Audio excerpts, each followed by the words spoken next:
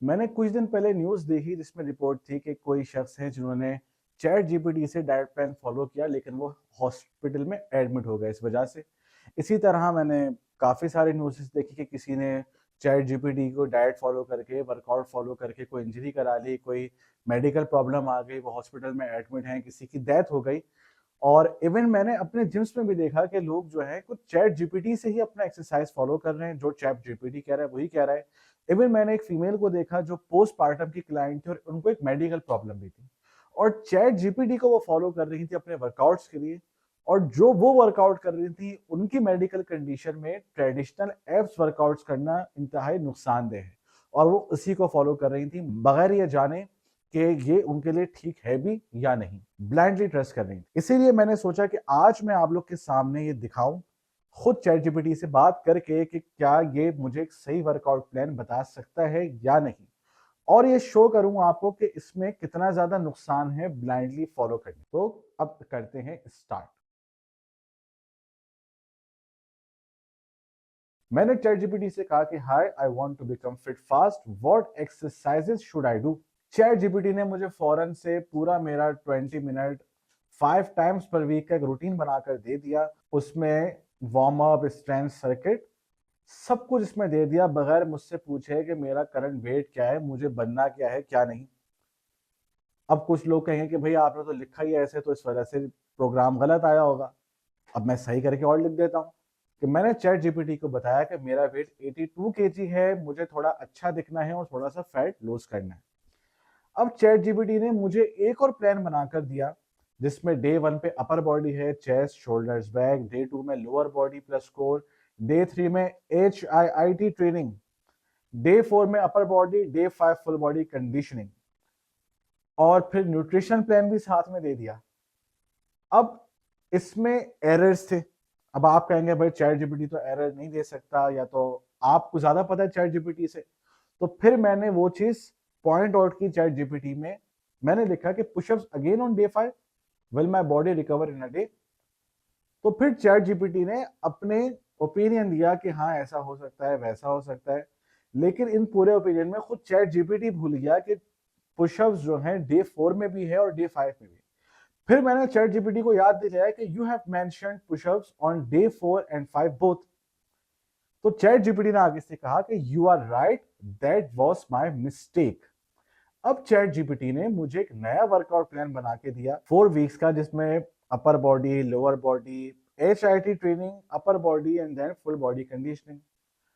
तो मेरा कंसर्न ये था कि अगर कोई भी शख्स बिगिनर, जैसे मैंने एक बिगिनर बन के बात की, तो मैंने लिखा कि आई एम बिगिनर, मेरा फिटनेस लेवल भी इतना अच्छा नहीं है, तो क्या ये बेटर नहीं है कि मैं फुल बॉडी वर्कआउट्स करूं और HIIT ना करूं।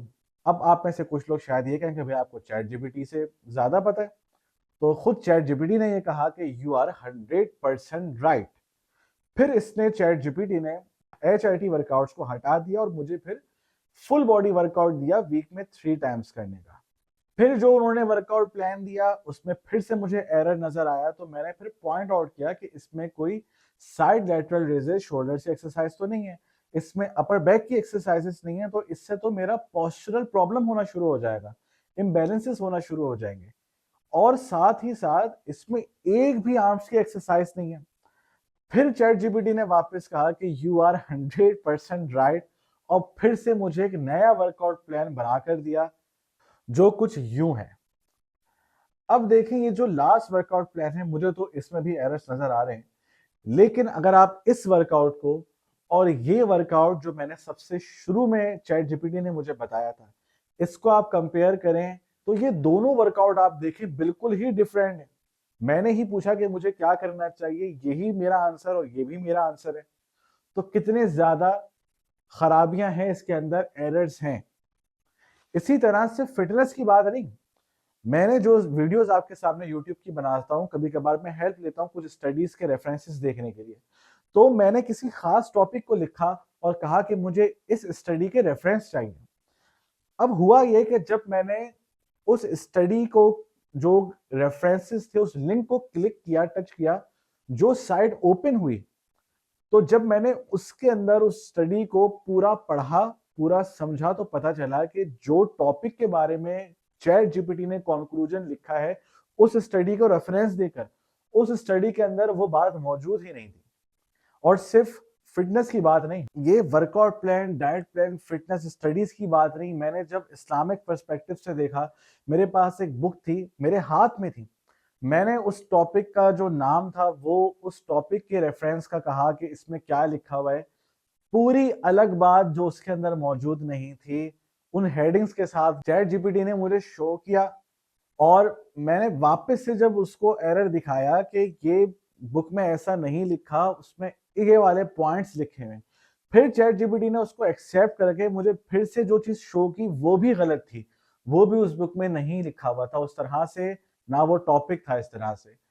फिर इवन के कुरान की आयत, फॉर एग्जाम्पल जिस सूरत में 125 आयतें हैं, चैट जीपीटी ने 126वीं आयत अपनी तरफ से बनाई अरबी के साथ, तर्जुमे के साथ, और कहा कि ये 126 आयत इस सूरत में है, जबकि वहां पर 125 आयत थी। तो लिहाजा वो इस्लामिक पर्सपेक्टिव हो, वो आपकी फिटनेस की बात हो, वो आपकी हेल्थ की बात हो, वो किसी स्टडीज के रेफरेंसेस की बात हो, आप चैट जीपीटी को या एआई को ब्लाइंडली फॉलो नहीं कर सकते। क्योंकि अगर आप अपने फिटनेस, वर्कआउट, डाइट के लिए चैट जीपीटी को ब्लाइंडली फॉलो करेंगे तो आपकी सेहत खराब होगी। अगर आप अपने ईमान के लिए, इस्लाम के लिए, अपने मजहब के लिए चैट जीपीटी को इस्तेमाल करेंगे, वो गलत झूठ दिखाकर आपका ईमान खराब करेगी। और अगर आप स्टडी रेफरेंसेस को मजीद उन लिंक्स पे जाकर खुद से पढ़े बगैर आप किसी को बताते हैं, सुनाते हैं, किसी ने क्रॉस चेक कर लिया, उसने खुद वो स्टडी पढ़ी, तो आपकी रेपुटेशन खराब होगी। तो लिहाजा चैट जीपीटी को ब्लाइंडली फॉलो करना बहुत नुकसानदेह है। हाँ, आप जिस फील्ड के हैं, आप उसमें एज अ हेल्पिंग टूल उसको यूज करना चाहें कि आपको पता है कि क्या एरर्स हैं, क्या नहीं है, तो वो आपको कुछ हद तक हेल्प कर सकती है, वरना ब्लाइंडली ट्रस्ट करना आपके लिए नुकसानदेह है।